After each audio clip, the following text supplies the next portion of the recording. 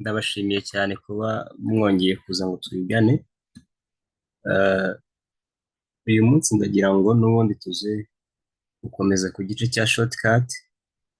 Murabizi ko twagiye twiga shortcut zigiye zitandukanye, aho twahereye kuri shortcut zigendanye na control button. Tugenda tureba kuri control button kuri buri button yose kuva kuri A kugera kuri Z, ndetse nyuma twaje no kureba noneho turamutse dufashe control tukayivanga na shift ndetse tukarenzaho n'izindi leta icyo zagendaga ziduha. Ikindi uyu munsi ndumva nshaka ko twigana kuri izi shortcut zigendanye na alt button. Murabizi ko tumaze iminsi twiga kuri izi tab zacu hano kuri Microsoft, aho twahereye hano kuri home tab, duza kuri insert, aho tuza kuri design, tuza kuri layout, twagiye tuza muri different cyangwa se muri tab zigiye zitandukanye. Ndagira ngo byibura ejo bundi tuzahite dutangira iyi reference ndetse n'izindi nazo tuzirangirize rimwe, kugira ngo byibura buri umwe wese abe afiteho basic kuri Microsoft Word. Uyu munsi rero n'ubundi tugiye kwifashisha zimwe muri shortcut dushobora kuba twakoresha muri Microsoft Word kugira ngo tube twategura document yacu ikatworohera ku buryo bworoshye. Tugiye guhera kuri iyi ya Alt plus F, gusa nanone mwibuke ko dufite YouTube channel, mugiye mukora subscribe ku batari bayikora, ndetse kandi niho muzajya musanga amwe mu masomo twigira hano kuri Zoom, kuko ntago ari buri somo ryose nzaploadinga kuri YouTube. Yaharaye amwe ntazajya na uploadinga aho tuzatwigira hano nyine, akaguma nyine araye hano kuri class ari wa mwihariko. Abandi rero amwe namwe wenda muzabimesanga kuri YouTube, wenda kugira ngo muzajye mwiyibutsa ibyo tuzajya tuba twigiye hano cyangwa se n'aba bacikana. Rero reka ntangire. Ubwo ngiye guhera kuri iyi control F, cyangwa se izi ngizi na listinze hano ni shortcut zidufasha kuba twagenda tuva kuri duhindura zino navigation zacu za hano kuri izi tab ziri hano. Kuvuga ngo wenda reka mpere nko kuri iyi ngiyi ya Alt plus F. Iyi ngiyi kuyikanda bivuze ko turi buze guhita tuza hano kuri file, hano kuri tab ya file. Wenda rero tuzayigana y'ukwayo. Ubwo reka nyikande Alt F, murabona ko ihise ifungurira the file cyangwa se tab iriho iyi file tab nisi ifunguka icontaininze zino available functions zose. Noneho ndamutse nkanze kuri iyi ngiyi ya Alt plus H, iyi yo ikikora irahita inzana kuri home tab, kuko n'ubundi ariyo turiho. Wenda reka mbanze nk'uhava, wenda mbengiye nko kuri layout, noneho nkande Alt plus H, murabona ko ihise navigatinga ikanzana kuri home tab. Noneho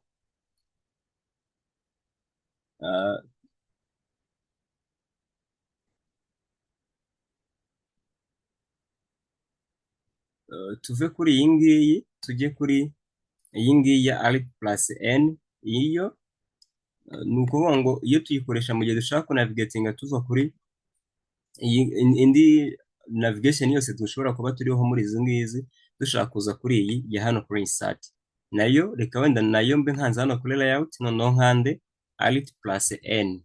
Murabona ko yahise inzana ku gice cya hano kuri insert. Noneho nayo reka tube tuyivuyeho tujye kuri Alt plus G. Alt plus G nayo niyo kutunavigatinga tujya kuri design tab. Murabona hano ko turi kuri insert tab, ariko nindamuka nkanze Alt plus inyuguti ya G, murabona ko mise nza hano kuri design tab. Noneho nayo ndatekereza tumaze kuyibona. Ubwo noneho ngiye kugenda nkomeza. Murabona ko hano turi kuri design tab. Ubwo noneho reka njye kuri ya layout, nayo nkoresheje shortcut, ntiriwe mvuga ngo ngiye gukoresha touchpad yanjye kugira ngo wenda mbe naza hano kuri iyi ngiyi ya hano. Ubwo nayo ndakanda Alt plus P. Murabona ko yamaze kunavigatinga inzana kuri iyi tab ya layout. ndagira ngo tujye tudufata kuko nka alt plus F mwabonye ko ariyo kuri file menu cyangwa se murabona ko n'ubundi zijya ku inyuguti zitangira rimwe na rimwe murabona ko zijya gusa wenda n'icyo zisobanuye, nk'iyi F ivuze file, H ivuze home, gusa wenda hano hepfo ho murabona ko zigiye zitandukanye, nka N irimo iravuga insert, noneho G ikaza ari design, noneho P ikaza ari layout. Noneho nayo reka tube tuyivuyeho tujye kuri iyi ngiyi alt plus S. Iyi ngiyi ni kuri reference tab, niyo bita ifungura, nayo ubwo ndakanda alt plus S, murabona ko mise njya kuri reference tab. Noneho nshaka kuba najya kuri mailing tab, iyo noneho ndaza nkoreshe iyi ngiyi ya alt plus M, ndakanda alt plus M, murabona ko ndimo ndahita nimuka kuri iyi navigation yanjye iri hano. Noneho naho mavuye kuri iyi alt plus M cyangwa se kuri mailing tab, ni kuko nicyo gice nyine gihita kitujyanaho ku buryo bworoshye. Akanze kuri review, iki gice cya hano, noneho nacyo kugira ngo ugereyo no gukanda alt plus R, nayo reka mbanze ndanyizuminge, ninkanda alt plus R irahita inzana kuri review tab. Noneho nshaka kujya kuri iyi ngiyi ya view, iyo ni ugukoresha alt plus W, kanze nayo nyizuminge, iyo ni ugukanda alt plus W, niyo ihita ituzana kuri iki gice cya view. Bisaba kugira ngo ujye uhora uzisubiramo kuko kuzifata byo rimwe na rimwe biragora, kandi nyine kuzikoresha cyane nicyo gisubizo cyo kugira ngo ujye uzifata ku buryo bworoshye. Noneho nk'uko twatangiye tugira, reka nse nk'ubibutsaho gatoya, twabonye ko iyi alt plus F ni ukuvuga ngo ni ugufungura iyi file ya hano, niyo tuba dushaka gufungura, wenda tugiye nko gukoresha zino option za hano, wenda nazo tuzaziga ukwazo. Noneho kuri alt plus H, ubwo ni ukuba dushaka kuza kuri iki gice cya hano kuri home. Alt plus N, noneho tuba dushaka kuza hano kuri iki gice cya insert. Alt plus G ni ukuza kuri iki gice cya design. Noneho alt plus P ni ukuza kuri iki gice cya layout. Noneho alt plus S ni ukuza hano kuri iki gice cya reference. Noneho alt plus M ni ukuza kuri iki gice cya mailing. Noneho alt plus R ni ukuza hano kuri review. Noneho alt plus W ni ukuza kuri igice cya hano cya view. Ndatekereza reka tube tugarukiye hano kuri izi navigation ribbon cyangwa se kuri izi shortcut zo kuri kano gace. Reka turebe noneho kuri quick actions cyangwa se utuntu dushobora kudufasha mu kwa kundi mu dushortcut dusanzwe. Noneho ngiye gufata alt nyivange na shift cyangwa se n'izindi button. Mwabonye ko twakoresheje ziriya button imwe imwe cyangwa se alt wenda plus H, aho twabonye ko ari home n'ibindi. Noneho hano ho ndagira ngo turebere hamwe kuri izi ngizi ziri hano. Nk'urugero wenda reka duhere kuri iyi ngiyi. Murabizi ko hari ubwo dushobora kuba turi kwandika turimo turandika wenda nka leta yacu cyangwa se wenda n'inyandiko yacu uko yaba imeze uko ariko kose, wenda ukaba ushaka insertingamo itariki y'uwo munsi muriho, utiriwe ujya kuvuga ngo ndandika wenda ngo wenda nubwo ushobora no kuba wanazibagiwe, wenda ukavuga ngo uyu munsi ni 22 z'ukwa mbere wenda 2025, mu buryo bworoshye cyangwa se bwihuse. Hari no gushobora kuba wibagiye date cyangwa utari kwibuka neza, ukanda button ya alt ugakanda shift ugakanda inyuguti ya D. Murabona ko ihise inkorecting. Mwari mwabonye ko wenda ngene nanabyibagiwe numva uyu munsi turi kuri 22 ariko bana ko turi kuri 23. Murabona ko yo ihise izishyira mu mwibuke kuri iki gice cya insert niho ni insert iki gice twigiyeho kwinjizamo noneho noza date cyangwa se kalenda yacu turimo turakoresha. Noneho reka tugaruke. Murabona ko hano ushobora kuba waza ukaba wakwapudetinga bitewe n'uburyo ushaka. Wenda nkavuga noneho reka mbe nashyira wenda nko kuri 20 wenda z'ukwa gatanu, bitewe n'uburyo ubishakamo, cyangwa se ukagumishaho iyo current date y'uyu munsi cyangwa nyiri itariki y'uyu munsi. noneho iyi ngiyi ya alt plus, iyi ngiyi yerekana nyizuminge, iyi ngiyi ya alt plus shift plus t, noneho ni kwisatingamo isaha iri hako kanya, isaha turiho none ahangaha. Nk'urugero n'inkanda alt plus shift plus t, murabona ko bahise bampa ko turi saa 2:16 PM cyangwa se z'umugoroba, ko arizo turiho none ahangaha. Nizere ko birimo birabacanga. Kwa kundi ushobora nko kuba uri kwibaza n'isaha, wenda n'urugero ushobora no kugakoresha wenda mu gihe uri mu nyandiko yawe, ukavuga ati ubundi turi sangahe, gahita kakorohera. Ni alt plus shift plus t, uhita wisatingamo time y'ako kanya. Noneho nayo reka tube tuyivuyeho, tuze kuri iyi ngiyi. Muribuka twiga igice cya control, cyangwa se kuri control tugira ahandi kuri control plus p, twabonye ko nuko openinga, wenda reka nuko openinga print view, cyangwa se option yo kuba twa printing. Gusa ndagira ngo mbereke ko na hano noneho dushobora kwifashisha alt plus control plus I, n'ubundi nabyo byose bikaba bikora kimwe. Ubwo ni alt plus control plus I. Murabona ko byose biduha option zimwe mu gihe dushobora kuba tugiye guprintinga inyandiko yacu, wenda tugiye gukoresha printer runaka. Nayo reka tuyiveho. Noneho iyi ngiyi ya alt plus control plus k, wenda yo ntago ari kuri buri mwe, cyangwa se buri umwe wenda yapfa gukora, gusa nayo yisatingamo hyperlink.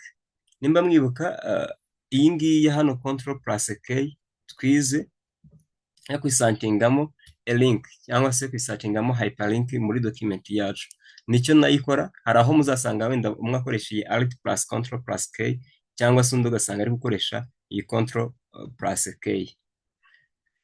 Nko ku mashini yanjye hano ndi gukoresha control plus k, kuko iyi alt yo ntabwo iri gukora nyine nkoresheje iyi combination y'eshatu at the same time. Noneho wenda reka mvuge wenda nkabibutse gato ku buryo twisatingamo. Ubwo ni control plus k, noneho hano ukavuga ngo text igiye kuba displayed nka link ni, noneho hano ukaba washyiramo address runaka. Wenda reka kiremo ngiye ibyo mbonye, kugira ngo wenda murabona ko link yacu yamaze ijambo ryacu ryamaze guhinduka link. Noneho reka tube tuyivuyeho, ndatekereza nayo tuyumvise. Reka tujye kuri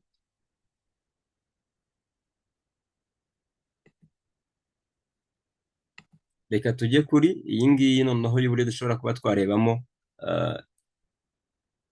document yacu.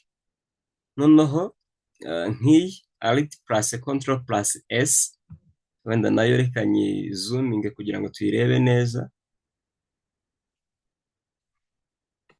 Alt plus control plus s, ingive ngo split the window. Nk'urugero nshaka gufata nk'iyi window yanjye, wenda nkayigabanyamo kabiri, ku buryo wenda nkorera ku gice cyo hasi n'icyo hejuru. Wenda reka nse nkugira alt plus control plus s.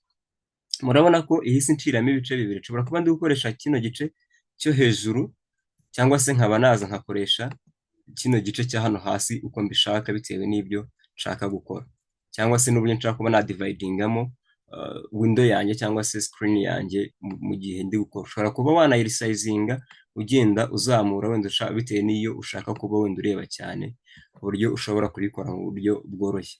Kubikuramo n'ubundi nicyo kimwe, n'ubundi ukoresha alt plus control plus s, n'ubundi hita ikuramo iriya sprint.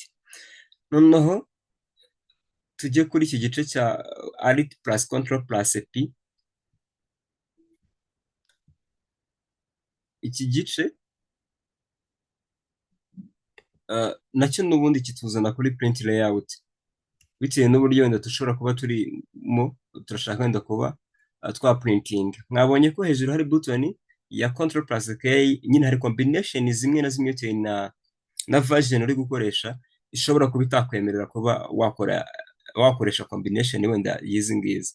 Murabizi ko ubushize bwo twakoreshaga control plus p, na hano rero bitewe na version ndi gukoresha ya window yanjye, n'ubundi ngiye winyemerera gukoresha iyi control plus p ntashyizeho iyi combination ya alt. Ubwo ni control plus p hano nakoresha kugira ngo ngere kuri iriya, cyangwa se nkaba nakoresha ya yindi twize kare mu kanya ya control ya alt plus control plus I. Noneho tuyivuyeho wenda reka tujye kuri iki gice cya alt plus control plus n. Noneho iki ngiki cyo kitwemerera kuba twashiftinga cyangwa se twava muri view turimo turareba ku buryo dushobora nko kuba twajya ku yindi. Murabona ko uburyo noneho document yanjye ihindutsemo butandukanye n'uburyo nari ndimo nyirebamo. Murabona ko bihise bitandukana nyine bitewe n'uburyo yari imezemo.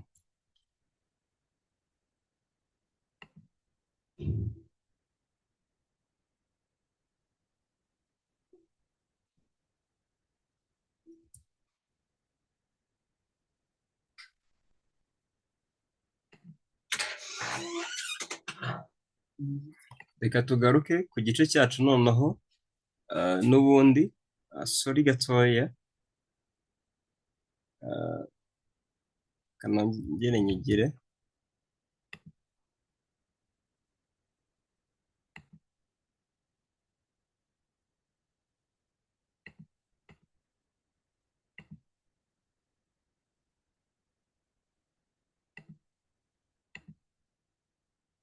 Munyihanganire gato nari nyikuyeho, reka nze nyisubizeho.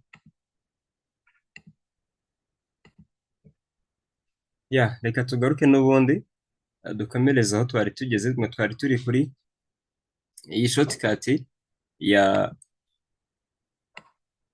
alt plus control plus n to switch to draft view, cyangwa se uburyo ushobora kuyirebamo wenda imeze nka draft kugira ngo uyirebe nk'ingi turimo turakoreramo ariyo ya original yacu. Noneho reka tujye kuri izi navigation button. Izi navigation zo dushobora kuba twazikoresha, cyangwa se wenda ufite nka page nyinshi, hari button zanditseho pg up cyangwa se page up, hari n'izindi zanditseho page down, bitewe wenda na zimwe muri shortcut cyangwa se muri shortcut imashini yawe ushobora kuba yemera. Hari aho ushobora kuba wakoresha page up cyangwa se page down button yonyine utiriwe ukora another combination. Wenda ugakanda kuri page up, murabona ko ngiye hita nzamura ntiriwe nkora kuri alt. Gusa wowe nimba bidakunda bizajya bigusaba ko ukoresha alt kugira ngo ube wakora navigation uzamuka. Murabona ko ndimo ndagenda mva kuri page imwe njya ku yindi mu buryo bworoshye nkoresheje iyi button ya page down. Naba nshaka kuzamuka nkakoresha iyi page up kugira ngo mbere yo nkoresha nzamuka. Noneho ubwo ndatekereza n'izi ngizi ebyiri, wenda reka nzizumingire rimwe kugira ngo tuzirebe neza. Iyi ngiyi ya alt plus page up wenda ushobora kuba ariyo wakoresha, cyangwa se wenda imashini yawe yaba yemera shortcut yoroshye, cyangwa se ukoresha page up nka button imwe yonyine ukaba ariyo waba wakoresha. Noneho iyi page down nayo nuko nguko yo ikigusaba nambe uyikoresha ushaka kugenda unavigatinga umanuka wenda page per page, aho kugira ngo wirirwe wenda uscrollinga umanuka kamwe kamwe, cyangwa se uza hano muri iki gice cya hano kugira ngo ugende scrollinga. Ushobora gukoresha zino button kugira ngo ijye tworohera wenda kugira ngo duhite tunavigatinga tumanuka tujya ku zindi page zigiye zitandukanye. Noneho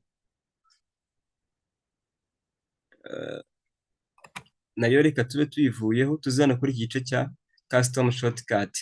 Noneho hano murabizi ko mwabonye ko iyo nkanze kuri alt ubwayo ihita inyereka inyuguti nshobora kuba nakoresha nka shortcut kugira ngo mpite navigating. Mubona kanze kuri alt ariko mpita nyirekura, murabona ko inyuguti zanjye cyangwa se inyuguti nshobora kwifashisha zita zirebaringa ku buryo bworoshye ntiriwe mvuga ngo nkoreshe iyi. Nk'urugero nshaka nko kujya nko kuri layout, ubwo ndahita nza nkande inyuguti ya P yonyine, murabona ko ihise inyimura. Noneho nagera kuri layout, noneho nkaba naho mafite izindi option zigiye zitandukanye. Aho kuvuga ngo ninkanda nko kuri M irahita inzanira margin iba ariyo ifungura.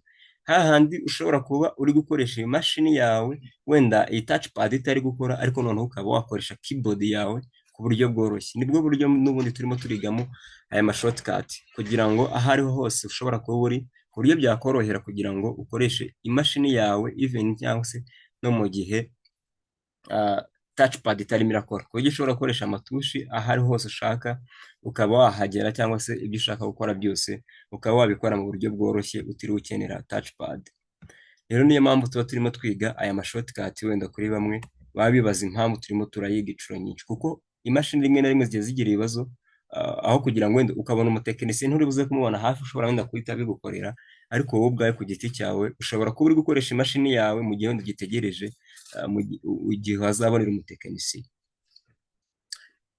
Rero ndatekereza wenda hano mbahaye urugero rw'ukuntu dushobora gukoresha alt, niyo mpamvu nayo nkanze kuri alt, noneho murabona ko bampaye za nyuguti zacu za hano ku buryo nshobora kuba nazikoresha, aho kugira ngo wenda ube wanazimemorizinga mu mutwe zose, murabizi ko zitoroshye cyane, ko wenda mubona ko hano zigiye zitegeranye zidakurikiranye, wenda kuvuga ngo iyi ni A, iyi ni B, iyi ni C, murabona ko zigiye zicangacanze.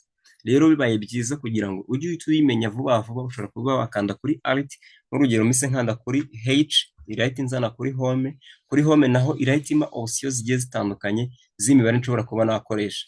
Nk'urugero nshaka nko guhita mvuga ngo ngiye guca nk'umurongo, cyangwa se ku ijambo rikurikiye ngiye guhita nacaho umurongo, nshobora nko guhita nkanda gatatu, murabona ko ariko kasayininze kuri underline, ninkanda gatatu murabona ko bahise bamfungurira imirongo cyangwa se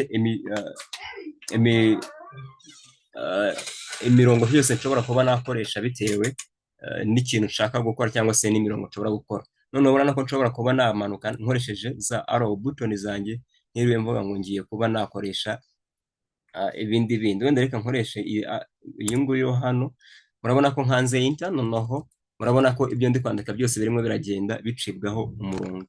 Wenda tuziga n'uburyo bwo guselectinga mu buryo bwiza, cyangwa se tudakoresheje iyi touchpad. Murabizi ko rimwe na rimwe tuza tugafata ijambo tukadraginga wenda kugira ngo duselecting, gusa hari uburyo bwinshi dushobora kuba twaselectingamo amagambo yacu tudakoresheje iyi touchpad. Nk'urugero nk'iri jambo murabona nanditse, murabona wenda mu gihe touchpad yanjye ishobora kuba itari gukora, nshaka nko kuri selectinga wenda nkarisiba kugira ngo nisibire rimwe, nkanda inyuguti ya control nkakanda shift, noneho nkakoresha za arrow zanjye, za button zanjye za arrow. Iyo nkanze kuri left, kuri iyi ngiyi ireba ibumoso, ihita selecting ibintu biri ibumoso. Naramuka nkanze ku y'iburyo, murabona ko iri guselecting ibintu by'iburyo, ijambo ku rindi uko nagiye nyandika. Noneho wenda ibi ngibi tuzabyifatira umwanya wabyo, ubwo ngubwo nkanze control shift n'ubundi nkanda kuri rya jambo ryanjye, urabona ko mise ndi selectiona uko ryakabaye. Ninkanda backspace rirahita rigenda, noneho murabona ko ngarukanye n'ubundi ya nyandiko yanjye.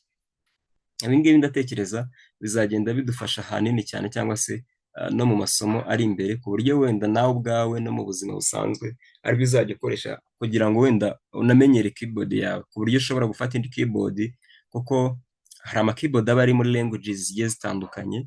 Hari ubwo ushobora gufata keyboard wenda ukabona amatusha arimo arakugora, gusa ushobora guhita uyihindura language ku buryo noneho ushobora kuyikoresha nk'ahari yayindi uzi, kandi amatushi ameze nk'ahagiye acurikanze, ku buryo bwahita bukorohera. Niyo mpamvu mbagira ngo tube familiar na keyboard yacu dufite, kugira ngo buri munsi tujye dukora ibintu wenda turimo turumva neza cyane. Ndatekereza isomo ry'uyu munsi reka naba ndisoreje hano, gusa mbibutsa ko n'ubundi gushyigikirana biracyakomeje. Subscribe yawe irakenewe, gukora share byo nabonye mutabikunda, ariko uyikoze ntacyo waba cyane ko twese turi hano kugira ngo dufashanye. Niyo mpamvu nanjye mba ndi hano kugira ngo nyine nanjye mbe uwanyu.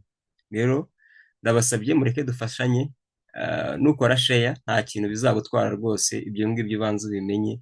Nujya kureba ikiganiro ujye ukireba ukirangize, cyangwa se isomo ryose uko ryakabaye ugenda urirebe urirangize, kugira ngo natwe byibura hazagira ikintu cyiza. Ndabashimiye rero, mukomeze mugire umugoroba mwiza. Wenda